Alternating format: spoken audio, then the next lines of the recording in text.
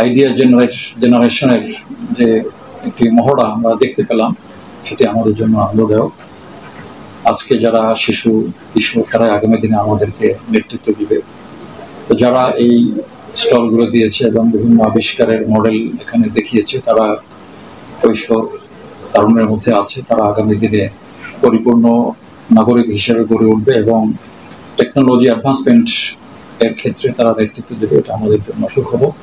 আমি তাদের জন্য শুভকামনা এবং দোয়া করি তারা আগামী দিনে এই সমস্ত আবিষ্কার উদ্ভাবনে আরও ভালো অবদান রাখবে এবং আমাদের দেশের উন্নয়ন, অগ্রগতি এবং সমৃদ্ধির ক্ষেত্রে তারা কার্যকর ভূমিকা পালন করবে।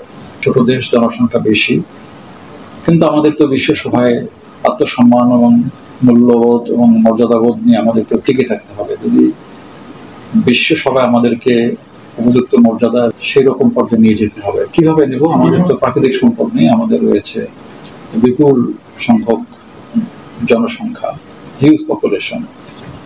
এই হিউজ পপুলেশনকে আমরা যদি দক্ষ, শিক্ষিত এবং কারিগরি শিক্ষায় উপযুক্ত শিক্ষিত করে তাদেরকে আমরা যদি দেশের এবং আন্তর্জাতিক বাজারের যে শ্রম বাজারের যে চাহিদা রয়েছে, সেই চাহিদা পূরণের জন্য আমরা যদি তাদেরকে উপযুক্ত প্রশিক্ষিত কর্মী এবং জনশক্তি হিসেবে গড়ে তুলতে পারি, তাহলে আমাদের উন্নয়ন অগ্রযাত্রায় তারা অনেক ভূমিকা রাখতে পারবে। আমাদের এত জনসংখ্যা, কিন্তু বিশ্বের অনেক উন্নত দেশ আমাদের কাছে প্রশিক্ষিত এবং দক্ষ জনবল চায়, কর্মী চায়, আমরা দিতে পারি না। বিদেশে যারা আমাদের দেশ থেকে যান তারা কিন্তু দক্ষ না, বলা হয় অদক্ষ শ্রমিক হিসেবে তারা যায় এবং সেখানে গিয়ে তারা শ্রম ঠিকই দেয়, কিন্তু সেই মাত্রায় উপযুক্ত আয় বা সম্মানজনক যে মজুরি সেটি তারা পান না।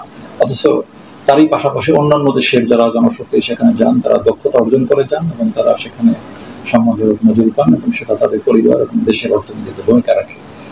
আমি আশা করি আমাদের দেশের এই ধরনের উদ্ভাবনী এবং স্কিল কম্পিটিশন যদি বেশি বেশি আয়োজন করা হয়, তাহলে আমাদের তরুণ সম্প্রদায় তারা তাদের মেধা, মনন, চিন্তা, আইডিয়া এবং ধারণা সেখানে প্রয়োগ করবে এবং আরো সুন্দর সুন্দর তারা আবিষ্কারের মাধ্যমে নিজেদের দক্ষতা তারা ফুটিয়ে তুলতে পারবে।